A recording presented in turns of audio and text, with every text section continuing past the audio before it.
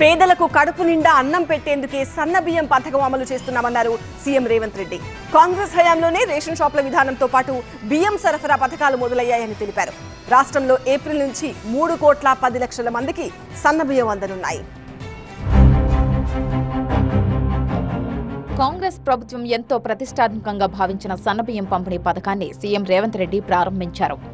హుజూర్ నగర్లో ఈ పథకాన్ని లాంఛనంగా ప్రారంభించిన సీఎం రేవంత్ శ్రీమంతుల తరహాలో పేదలు కూడా సన్నబియ్యం తినాలనే ఆలోచనతోనే ఈ పథకాన్ని తీసుకొచ్చామని తెలిపారు. ఎన్టీఆర్ కంటే ముందు కాంగ్రెస్ సీఎం కోట్ల విజయభాస్కర్ రెడ్డి పేదలకు ₹90 కిలో బియ్యం ఇచ్చే పథకాన్ని ప్రారంభించారన్నారు సీఎం రేవంత్. ఆ తర్వాత అధికారంలోకి వచ్చిన ఎన్టీఆర్ ఈ పథకాన్ని కొనసాగించారని తెలిపారు. ఆనాడు 82-83లో కాంగ్రెస్ పార్టీ ముఖ్యమంత్రి కోట్ల విజయభాస్కర్ రెడ్డి గారు మొట్టమొదట ₹90 బియ్యము ఇయ్యాలి పేదలకు.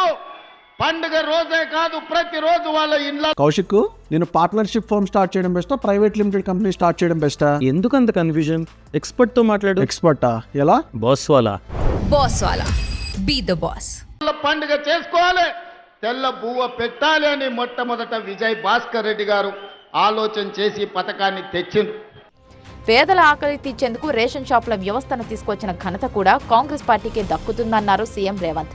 దేశ తొలి ప్రధాని నెహ్రూ 1957లోనే ఈ విధానానికి శ్రీకారం చుట్టారని చెప్పారు. పేదలెవరూ ఆకలితో ఉండొద్దనే ఆలోచనతో సోనియా గాంధీ ఆహార భద్రతా చట్టం తీసుకొచ్చారన్నారు సీఎం రేవంత్. ప్రభుత్వం ఇస్తున్న దొడ్డు బియ్యం పేదలు తినడం లేదని, అది మిల్లర్ల మాఫియా చేతిలోకి వెళ్తోందని విమర్శించారు. దొడ్డు బియ్యంతో ఏటా 10,000 కోట్ల రూపాయలు దోపిడీ చేస్తున్నారని వివరించారు. ఈ రోజు మనం ఏదైతే రేషన్ షాపులు అంటున్నామో 1957లో పండిత్ జవహర్లాల్ నెహ్రూ గారు మొట్టమొదట ఈ ప్రాంతంలో ప్రధానమంత్రిగా ఉన్నప్పుడు పేదలకు ఆహార భద్రత కల్పించాలని 70 ఏళ్ల క్రితమే పీడీఎస్ విధానాన్ని కాంగ్రెస్ పార్టీ తీసుకొచ్చింది.